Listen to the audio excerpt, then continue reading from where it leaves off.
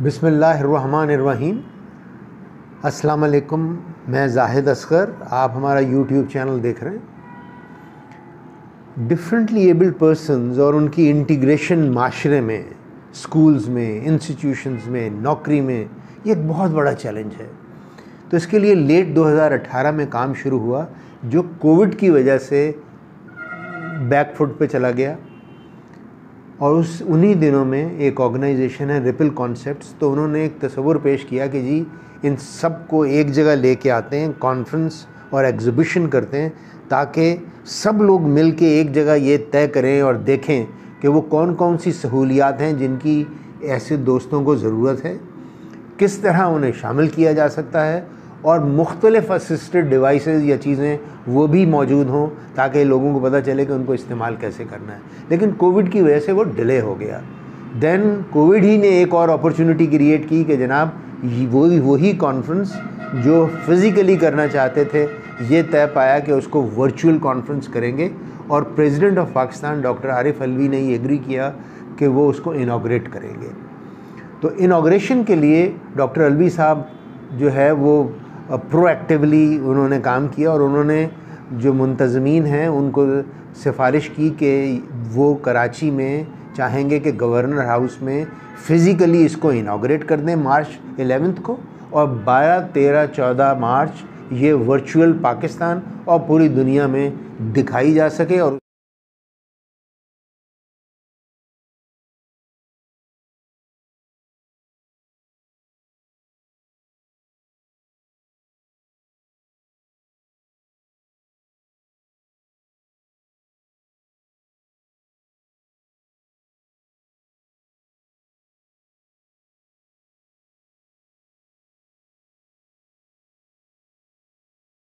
جناب محترم زاہد اصغر صاحب، زیغم رضوی صاحب، مسز سمینہ علوی، جن کو تقریباً پچھلے 50 سال سے میں اسٹینڈنگ اوویشن دے رہا ہوں،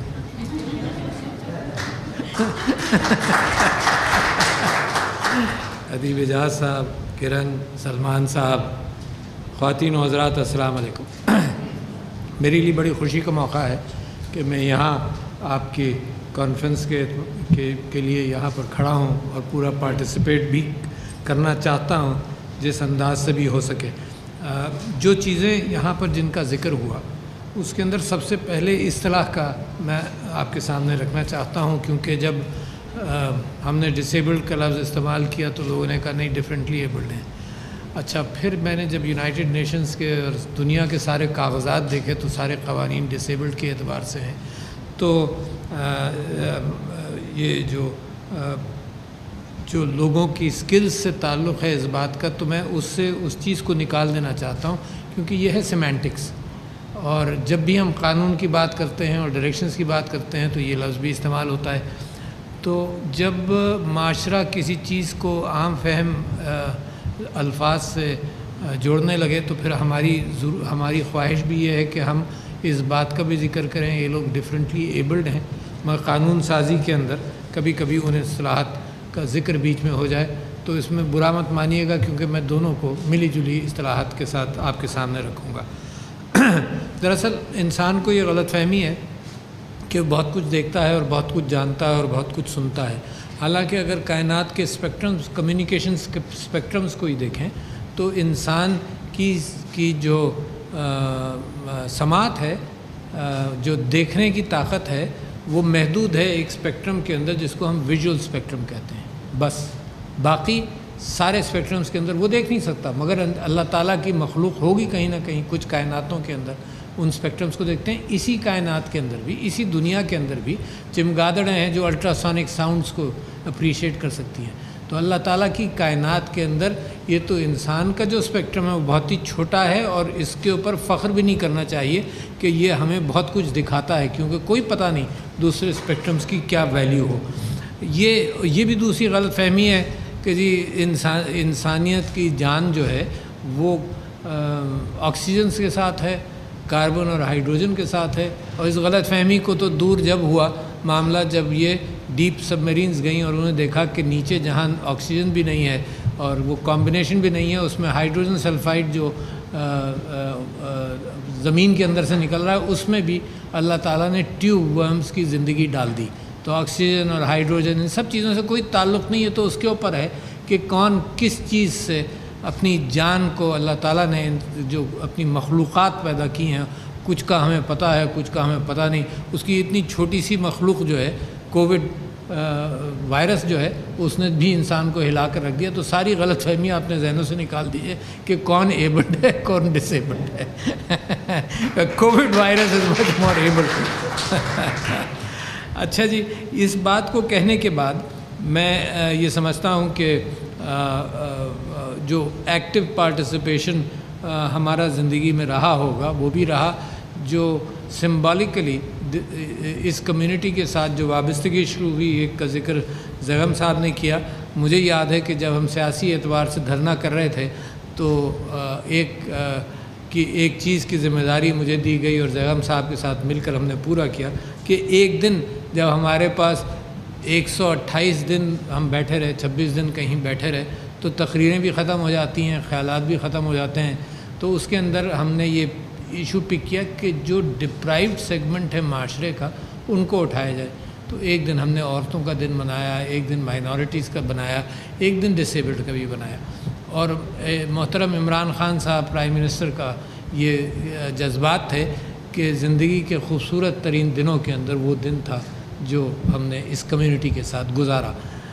پھر اس کے بعد جب ہم پریسیڈنسی میں پہنچے تو پہلا رمضان ہم نے اس کو اپنے لیے یہ آئسولیٹ کیا کہ بڑوں کی دعوتیں ایسی محفلوں میں ہوتی رہتی ہیں، تو ہم نے 5 افطار کی.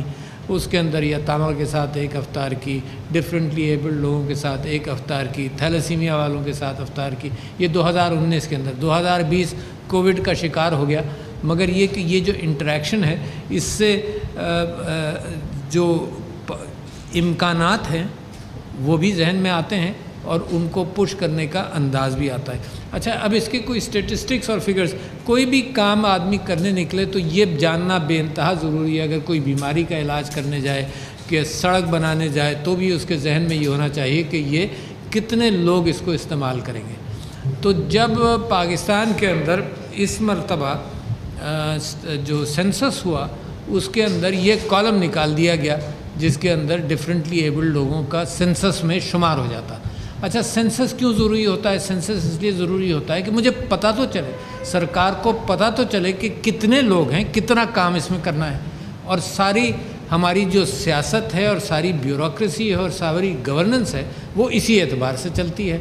کس جگہ پر کس چیز کی ضرورت ہے، کہیں پانی کی قلت ہے تو وہاں پانی جانا چاہیے. تو وہ نمبرز آف پیپلز کے اعتبار سے یہ نہیں ہو سکتا کہ 2 لوگ ایک گاؤں کے اندر ہیں اور 50 ارب کی آپ پانی کی ایک وہاں پر نہر لے جائیں ہیں. مگر جہاں پر کوئی 1 کروڑ لوگ موجود ہوں یا 50 لاکھ ہوں، وہاں 50 ارب کی نہر کا بھی جسٹیفیکیشن بنتا ہے.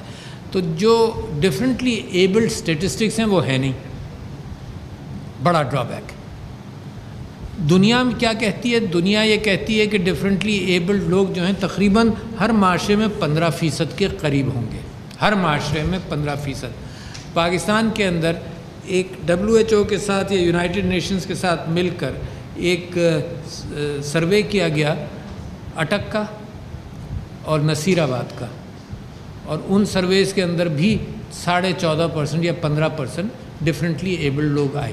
لوگوں کو تو نہیں پتہ، یہ ہمارے پلانرز کو تو نہیں پتہ، یہ ہمارے ہاں گفتگو پارلیمنٹ میں تو یہ نہیں ہوتی کیونکہ فگرز نہیں ہیں. لہٰذا احساس ایک سروے کر رہا ہے، اور ثانیہ نشتر صاحبہ کا میرے ساتھ وعدہ ہے. پہلے ہم امید کر رہے تھے کہ مارچ تک وہ آ جائے گا. ایک ڈیپ سروے ہے جس کے اندر فگر سارے پاکستان کے مل جائیں گے. تو وہ اس کی بنیاد پر پلاننگ، اس کی بنیاد پر ریسورسز کی ایلوکیشن کی ہم بات سرکار ریاست کے ساتھ کر سکتے ہیں کیونکہ اتنے لوگ ہیں. اچھا، ان 15% کو اب آپ تھوڑا سا الگ الگ بھی کر لیں. میں یہ سمجھتا ہوں کہ اس کے اندر وہ لوگ بھی شامل ہیں جو میرے اور آپ کے بزرگ. ہم نے تو ہر گھر میں یہ ڈفرینٹلی ایبلڈ اور ڈسیبلٹی تو دیکھی ہے، ہر گھر میں دیکھی ہے. میرے والد صاحب بھی کچھ وقت کے لیے وہیل چیئر پہ گئے. میرے رشتہ دار، میری رشتے کے نانا آخری 2-4 سال بغیر بینائی کے گزارے.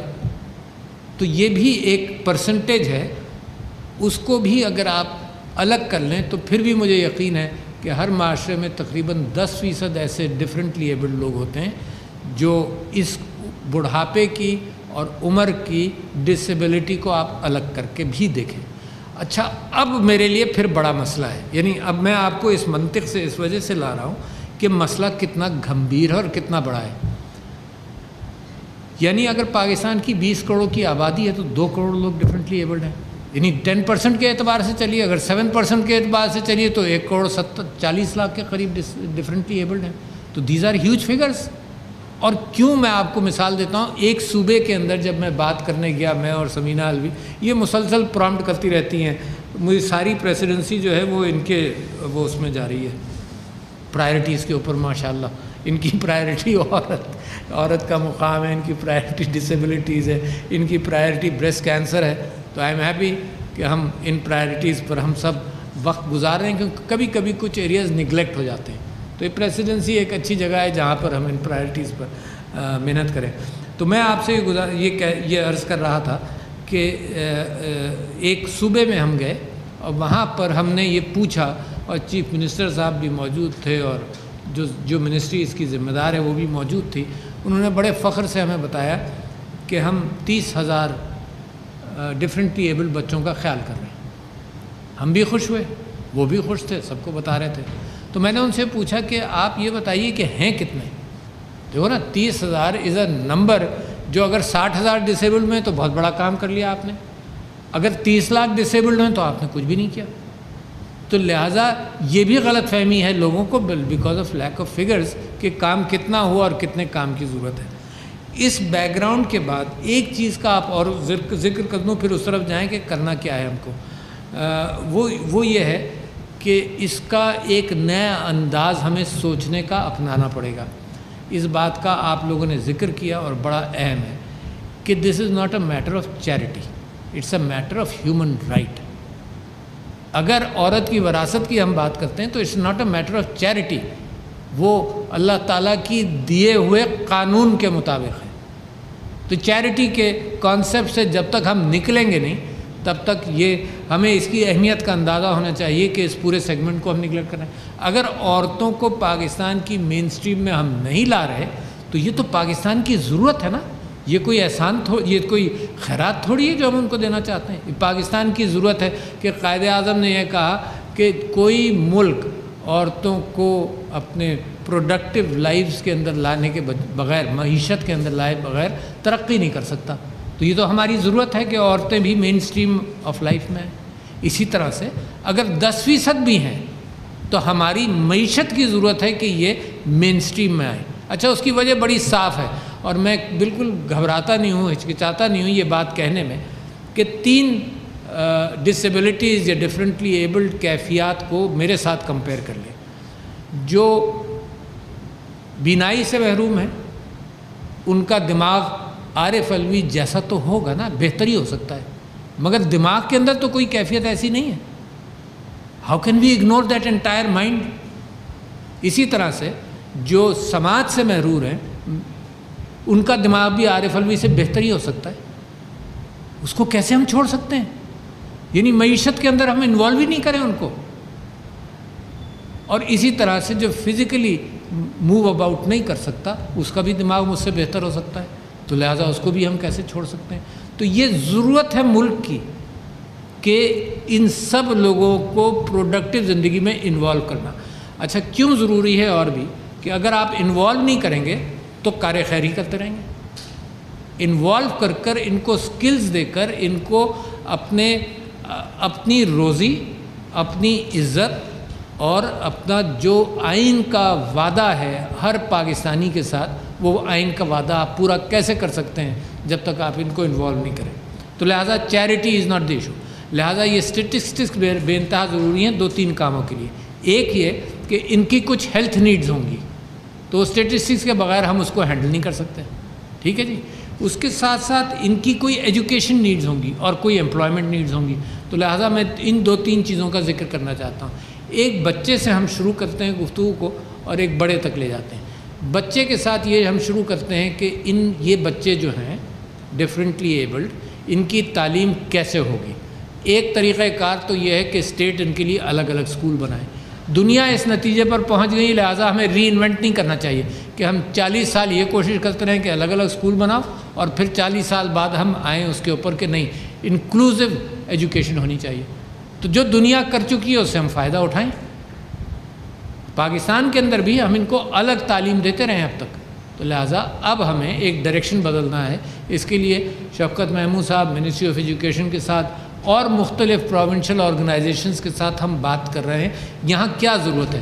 ضرورت اس بات کی ہے کہ انکلوسیو ایجوکیشن کا فائدہ یہ ہے کہ عام بچوں کو احساس ہو کہ ان کو کیسے ہینڈل کرنا ہے، اور ان کو بھی احساس ہو کہ معاشرہ اتنا آسان ہے نہیں. پروٹیکٹڈ ماحول سے ہم ان کو کمزور کر دیں گے اور اوپن ماحول سے ان کو معاشرے کی جو اچھائیاں برائیاں ہیں ان سب کا مقابلہ کرنا ہم سکھائیں گے. تو لہٰذا ان کو مین سٹریم آف ایجوکیشن میں ان کا ہونا بے انتہا ضروری ہے. میں آپ کو مثال دیتا ہوں، تو معاشرے کی نفسیات کو بدلنا پڑے گا. اس کے لیے ہم اور آپ کام کریں گے، اس کے لیے یہ کریں گے جتنا کریں گے ہمارا ہی اوپر ذمہ داری ہے. کیوں معاشرے کی نفسیات کو بدلنا پڑے گا؟ میں آپ کو مثال دیتا ہوں کہ کچھ لوگوں کو ویل چیئر اسسٹو ٹیکنالوجیز کے اعتبار سے مسز الوی اور بیت المال مل کر ان کو ویل چیئرز دے رہا تھا. تو وہاں پر ایک صاحب آئے جن کی 2 بیٹیاں تھیں اور دونوں کو وہ ذکر کر رہے تھے کہ جی یہ بیت المال کے ذریعے ان کی سرجری ہو گئی اور ان کو کب تھا، they had a spinal difficulty اور وہ بینڈ تھی اسپائن. تو وہ جب عام اسکول میں گئیں بچیاں تو ان سے میں نے پوچھا کہ تمہیں کیا محسوس ہوا؟ تو وہاں پر ان کو یہ کہا گیا، شاید ایک بیٹا اور بیٹی تھے، ان کو وہاں کہا گیا کبڑا.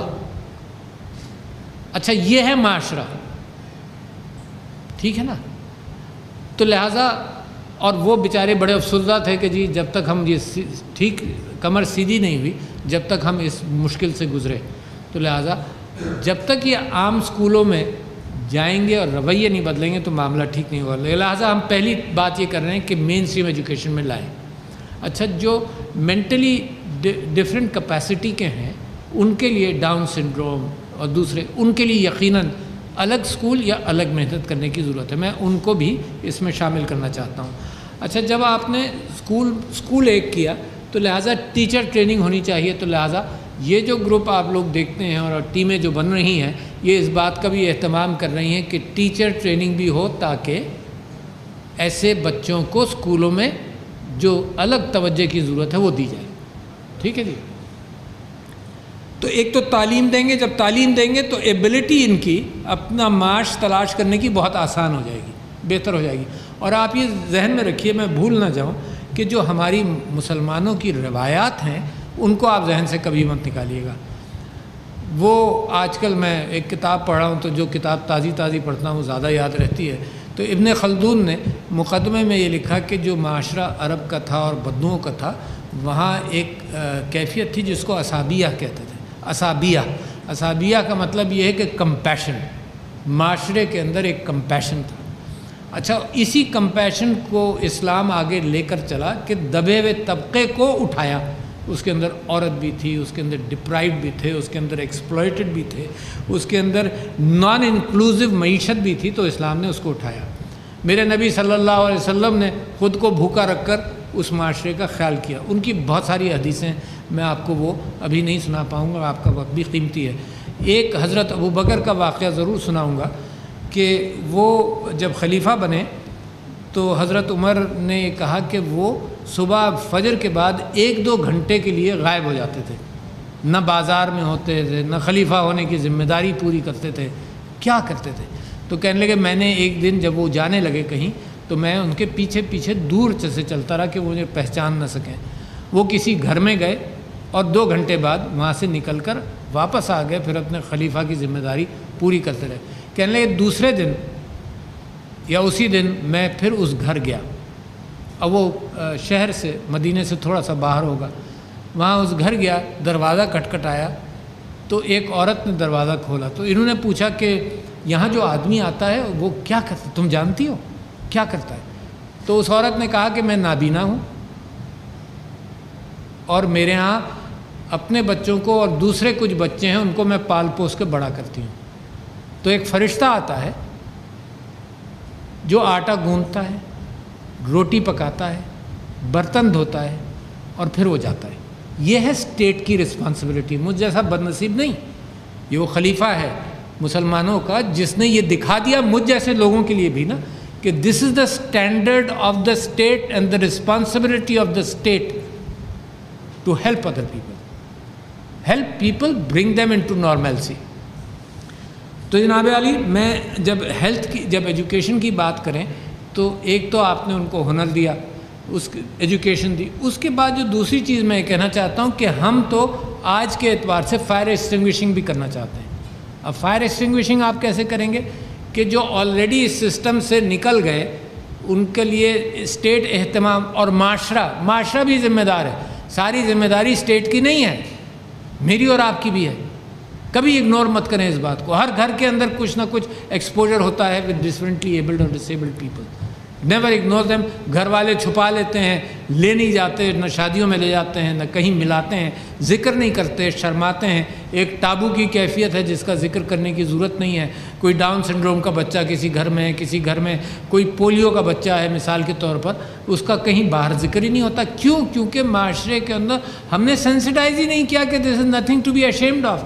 زیرم صاحب، آپ نے جو بات کی نا کہ ماں باپ بھی کبھی کبھی وہ یہ بھی کہہ دیا جاتا ہے کہ جی کچھ گناہوں کی وجہ سے یہ کیفیت ہے، یہ تو اللہ کی ایک خوبصورت یعنی تخلیق ہے جس کو ہم اسی خوبصورتی کے اندر اس کو پہچاننا چاہیے۔ ایک بچہ جو مثال کے طور پر غلطیاں کرتا ہے، ٹھوکریں کھاتا ہے، سب کچھ، وہ معاشرے میں ایکسیپٹیبل ہے۔ ایک نابینا جو ٹھوکریں کھائے گا وہ ایکسیپٹیبل نہیں ہے، وہ جناب ایک طرف ہم اس کو آئسولیٹ کر دیں، تو وی ول ناٹ ڈو دیٹ۔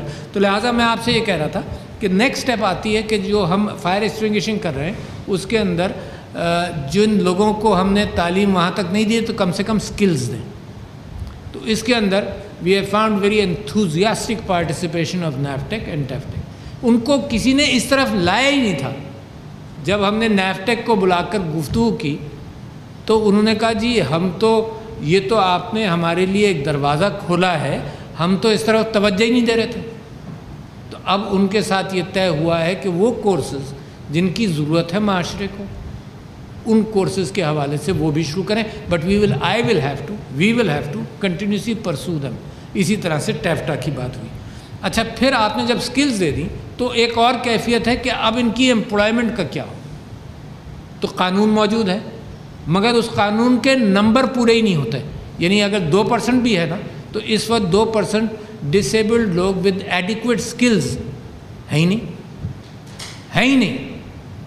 تو لہٰذا سکلز دینا اور اس جگہ پر ایک میچ میکنگ کرنا کہ انڈسٹری کو ہم بھی کہہ رہے ہیں، بینکس کے ساتھ مائی سیلف اور مسز سمینہ الوی کئی ایک ملاقاتیں ہوئی، اسٹیٹ بینک گورنر کے ساتھ ہوئی، بینکوں کے چیفز کے ساتھ ہوئی، اور وہ بھی اپنے اعتبار سے پروگریس کر رہے ہیں۔ مگر ہم جابز آئیڈینٹیفائی کر میچ میکنگ کریں جو لوگ کچھ کر سکتے ہیں۔ ٹھیک ہے جی، تو یہ وہ ڈائریکشن ہے جو بڑا ضروری ہے۔ یہ وہ فائر ایکسٹنگوشنگ ہے کیونکہ جو لوگ اس عمر کے آ گئے ہیں جن کو جابز دی جا سکتی ہیں ان کی سکلز کو میں تعریف کرتا ہوں کراچی الیکٹرک کی کہ انہوں نے اپنے کال سینٹر کو اس طرح سے کیا۔ کراچی کے اندر KFC ہے، انہوں نے اپنا ایک آؤٹ لیٹ جناب ٹوٹلی ہیئرنگ امپیئرڈ کے ساتھ کیا۔ ہماری اور آپ کی کوششوں کی وجہ سے ٹیکسٹائل انڈسٹری نے ہیئرنگ امپیئرڈ لوگوں کو رکھا، اور ہر ایک جگہ سے رپورٹ یہ ہے کہ are differently able people are better performers, کیونکہ ان کو اپارچونیٹی دی، اس اپارچونیٹی کو جانے نہیں دینا چاہتے۔ تو یہ جو میچ میکنگ ہے اس کا بھی ہم کو اہتمام کرنا پڑے گا، اور بہت ساری کیپیسٹیز ہیں۔ میں ٹرانسجینڈرز کو بھی یہاں ویلکم کرتا ہوں کہ یہ ہم سب کے لیے، ہم یہ سمجھتے ہیں کہ پاکستان کی ترقی جو ہے، آپ بالکل مت بھولیے گا، پاکستان کی ترقی ڈیپلی لنکڈ ہے کہ ڈپرائیوڈ لوگوں کو اور ڈپرائیوڈ سیگمنٹ کو اپنے ساتھ ملا کر چلو۔ ممکن ہے شروع کے 5-6 سال اسی محنت میں گزریں۔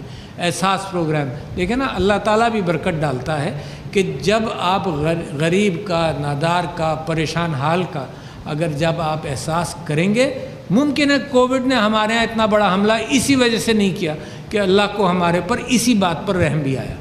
کہ ان کے ساتھ ان کا میں خیال رکھوں. تو دیکھو جب آپ کمپریہنسولی جو اسلام کی اصل اسپرٹ ہے، اصل اسپرٹ ہی یہی ہے کہ ڈپرائیو سیکٹرز کو میرے نبی صلی اللہ علیہ وسلم نے اٹھایا.